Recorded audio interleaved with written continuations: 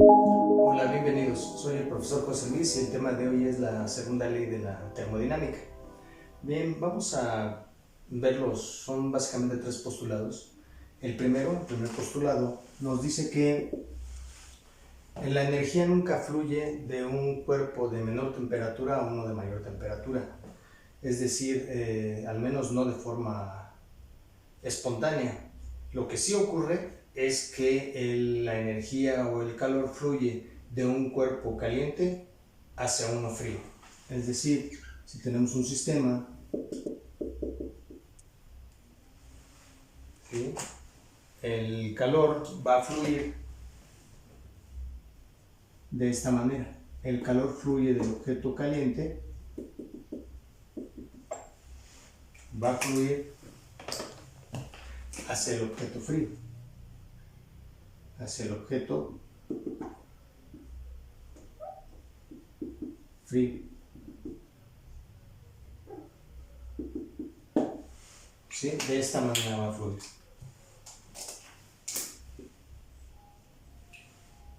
Esto ocurre de manera espontánea. Eso dice el primer postulado de la segunda ley de la termodinámica. Pero si queremos que esto suceda al revés, que del objeto frío, como por ejemplo en un refrigerador, que del objeto frío pase hacia el objeto caliente, que el sentido se invierta, para ello necesitamos agregar al sistema alguna forma de energía o trabajo. En el caso del refrigerador, este trabajo lo representa el compresor, es decir, ese fluido refrigerante. Lo que va a hacer el compresor es pasarlo de gas a líquido para que ese líquido, al absorber el calor de los alimentos, es decir, para que se conserven fríos, ese calor que pierde los alimentos lo gana el líquido y va a pasar nuevamente de líquido a vapor, y ya se vuelve un ciclo. Ese vapor nuevamente llega al compresor, es comprimido, otra vez se convierte en líquido, y el líquido nuevamente absorbe el calor de los alimentos y vuelve a pasar a vapor. Esto se convierte en un ciclo. Pero repito, solo el flujo, al contrario, se puede lograr mediante si le damos energía o trabajo al sistema. ¿Sí? Entonces, la segunda ley de la termodinámica establece que el calor de forma espontánea, se va a transmitir del cuerpo caliente al cuerpo frío, y esto sí se haría de forma espontánea. ¿Ok? Bien.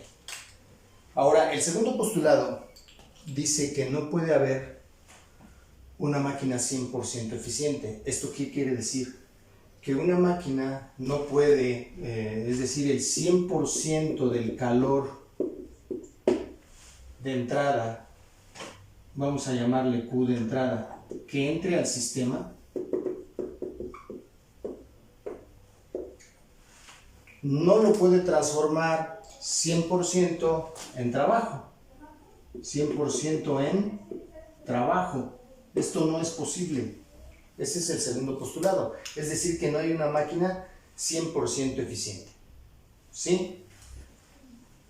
Esto nos lleva a ese concepto de eficiencia para ejemplificar el segundo postulado. Estamos en el segundo postulado. No hay una máquina 100% eficiente. Bien, ahora, ¿qué ocurre aquí?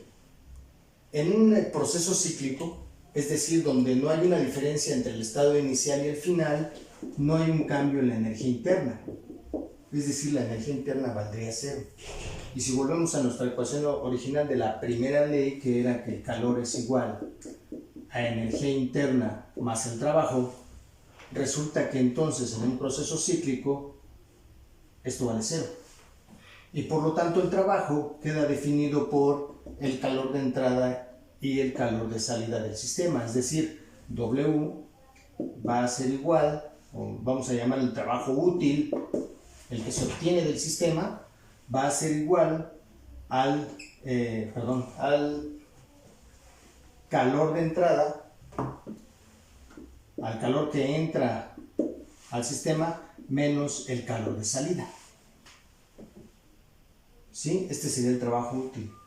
Y hablando de eficiencia, la eficiencia entonces sería la relación entre el trabajo útil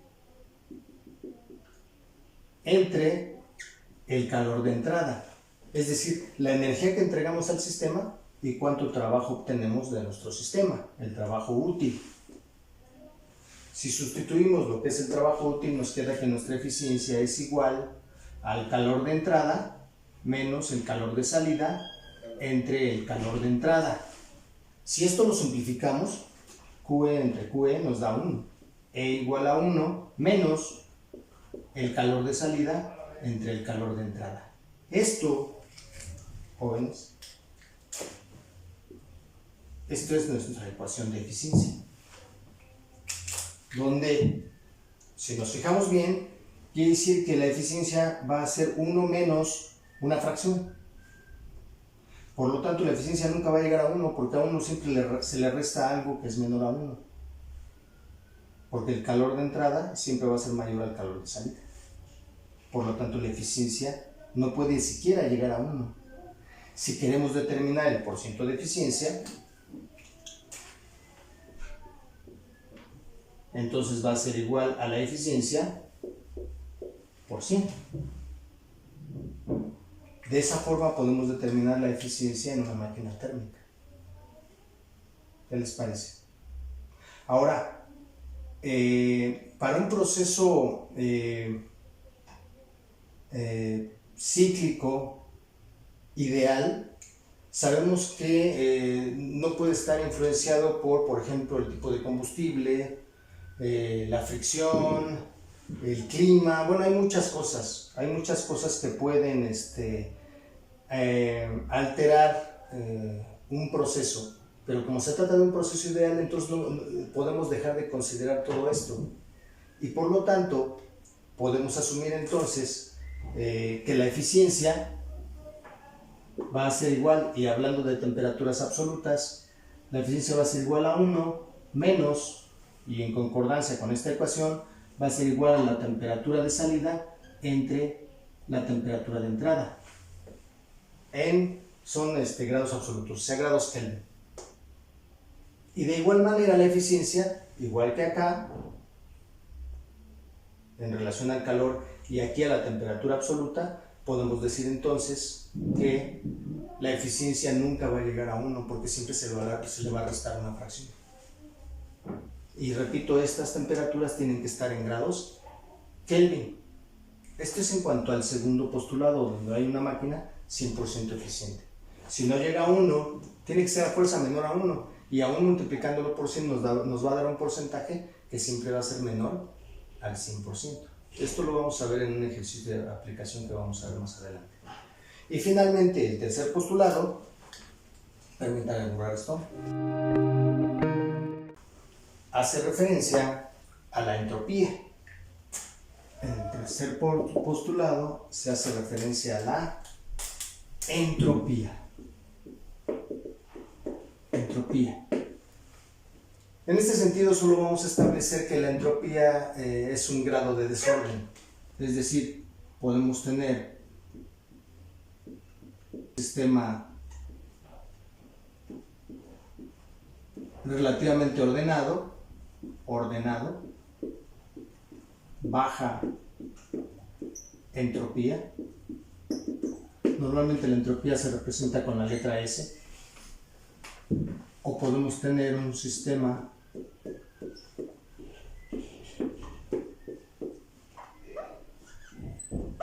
desordenado, alta entropía. ¿Esto qué quiere decir? Que a mayor entropía, mayor grado de desorden. Mayor entropía es igual a un mayor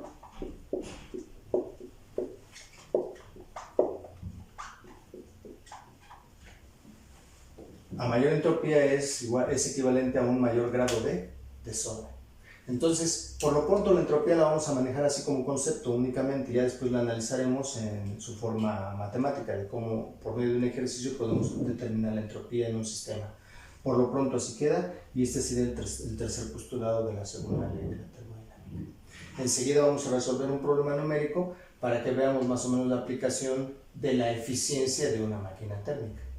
Muy bien. Bien, este es el ejercicio de aplicación. Y dice así: una máquina ideal funciona entre dos depósitos, uno de 400 Kelvin y otro de 500 Kelvin, respectivamente, trabajando en ciclos. ¿Cuál es la eficiencia y el porciento de eficiencia de esta máquina? Entonces, pues vamos a verlo, ¿no? Obviamente, los datos que nos dan, los datos son las dos temperaturas, y se fijan, ya vienen en grados absolutos, no hay que hacer ninguna conversión. Entonces, la temperatura de salida, que es la del depósito frío, o digamos, aunque no esté frío, es el que tiene la menor temperatura, TS sería de 400 Kelvin. Y el depósito de entrada, la temperatura de entrada, o temperatura caliente, digamos, va a ser de 500 Kelvin. Y nos preguntan la eficiencia y el porciento de eficiencia. ¿Sí? Es obvio que tenemos que aplicar la ecuación de la eficiencia.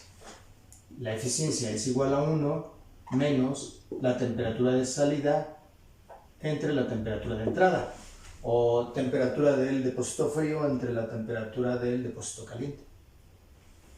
Y lo que les decía, ¿no? Sustituimos. La eficiencia va a ser igual a 1 menos, serían 400 Kelvin. Recuerden que tienen que ser grados absolutos, si no hay que hacer la conversión, entre 500 Kelvin. Vamos, aquí ponemos grados.